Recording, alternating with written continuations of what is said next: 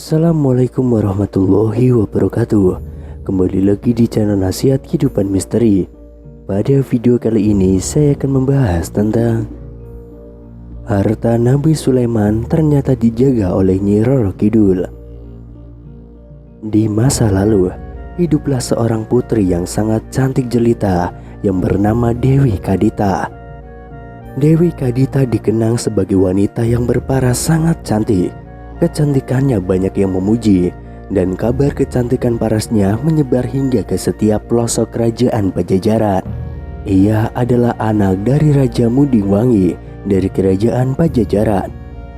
Meskipun memiliki anak yang berparas sangat cantik, namun beliau masih selalu bersedih karena Raja Mundingwangi ternyata sangat mendambakan anak laki-laki untuk menggantikannya sebagai seorang raja kelak. Karena persoalan inilah, sang raja memutuskan untuk menikah kembali dengan Dewi Mutiara. Lalu dari pernikahannya dengan Dewi Mutiara, beliau dikaruniai seorang anak laki-laki, sebagaimana beliau dambakan selama ini. Singkat cerita, Dewi Kadita yang cantik ini diteluh oleh Dewi Mutiara, ibu tirinya. Melalui bantuan dukun, hingga tubuh Dewi Kadita yang mulus menjadi gatal-gatal dan penuh bisul. Wajahnya yang cantik pun berubah menjadi kudisan dan bernanah. Semuanya itu dilakukan Dewi Mutiara agar putranya kelak bisa menjadi raja di kerajaan Pajajaran. Dengan menyingkirkan Dewi Kadita, maka semua rencana itu bisa menjadi kenyataan. Dengan tubuh penuh bisul dan bernanah, Dewi Kadita diasingkan dari istana atas permintaan Dewi Mutiara. Saat diasingkan karena penyakit anehnya, Dewi Kadita berjalan-jalan tidak tentu arah. Ia dihina, diejek, dan dijauhi ketika berjumpa dengan banyak orang. Karena bau busuk di tubuhnya, ia terus-menerus menghindar dari keramaian. Berjalan jauh hingga ia tersesat ke sebuah pantai yang sepi, menetap di situ dengan segala kepedihannya.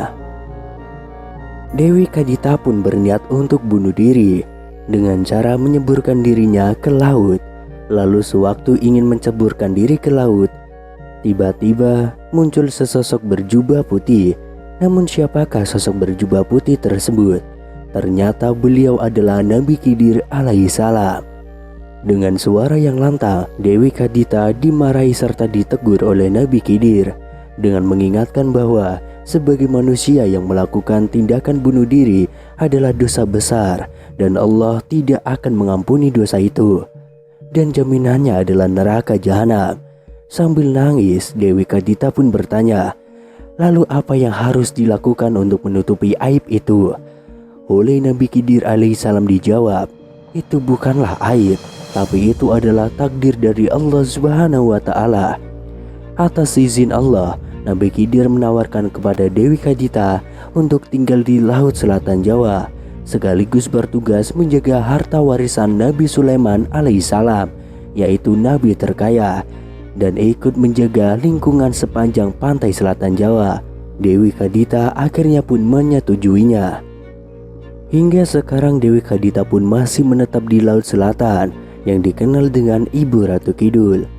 Dengan dibantu doa oleh Nabi Khidir alaihissalam, sembuhlah penyakit yang diderita oleh Dewi Kadita. Setelah sembuh, Dewi Kadita juga memiliki ilmu atau kekuatan, sehingga ia menjadi penguasa atau ratu di pantai selatan Jawa. Namun siapa sangka, ternyata Nyi Roro Kidul menyimpan harta Sulaiman di tempat ini. Siapa yang tidak tahu wisata Pantai Watu Ulo yang terletak di Kecamatan Ambulu, Jember. Tempat ini memang sangatlah melegenda, khususnya mereka yang berada di Jawa Timur, khususnya sekitar kota Jember. Keindahan tempat ini sudah bukan rahasia lagi, mengingat memang banyaknya pengunjung yang datang menikmati keindahan Pantai Watu Ulo ini. Yang menjadi daya tarik pada tempat ini adalah cerita asal-usul Watu Ulo yang memang sangat menjadi misteri sendiri. Banyak hal yang terkadang sulit dinalar, akan tetapi semuanya menjadi semakin menarik. Tidak sedikit cerita-cerita mistis yang ada di sekitar Pantai Watu Ulo. Penjaga atau juru kunci Watu Ulo ini bernama Ashori, yang memang mengaku sudah menjadi bagian dari pantai ini sejak kecil.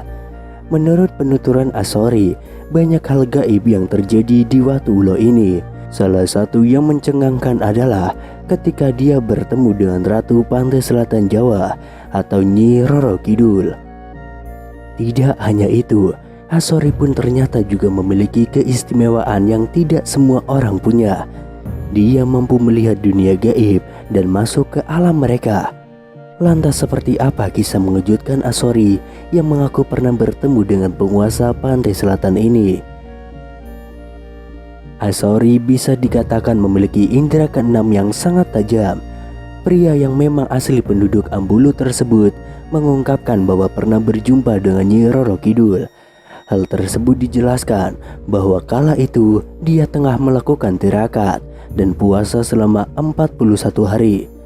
Di hari yang ke-41, Ashori tiba-tiba dikagetkan dengan adanya penampakan sosok wanita cantik jelita, namun seluruh pakaiannya berwarna hijau, lengkap dengan senyumannya yang menawan. Entah apa yang dilakukan Ashori, mereka hanya berdiam diri saling memandang. Ashori pun hanya tersenyum dan tidak ingin membeberkan lebih banyak. Tidak hanya mengaku sebagai saksi keberadaan Nyi Roro Kidul, Ashori juga mengungkapkan bahwa batu yang menjulur ke bibir pantai tersebut dengan sebutan Watu Ulo itu sebenarnya tidaklah berdiam diri. Penuturan Ashori, jika seseorang yang memiliki indera yang tajam, maka akan melihat bagaimana Watu Ulo itu bergerak, bahkan bergoyang-goyang layaknya ular yang tengah berjalan. Akan tetapi hal tersebut hanya terjadi di hari-hari tertentu. Lagi-lagi Ashori memberikan penuturan yang memang sulit dipercaya, namun dengan kekuatan supranatural serta ketulusan hatinya, Ashori mengungkapkan bahwa di dalam batu besar Watu Ulo terdapat banyak sekali perhiasan mewah seperti intan, berlian, mutiara, dan lain sebagainya. Itu semua milik Ratu Pantai Selatan yang memang sengaja disimpan di bawah Batu Ulo. Semua harta tersebut adalah harta titipan dari Nabi Sulaiman.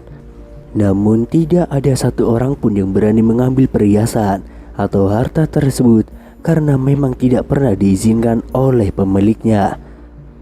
Jika orang memiliki kemampuan supranatural, di sini adalah gerbang besar dan megah menuju kerajaan gaib milik Nyi Roro Kidul, ujar Ashori.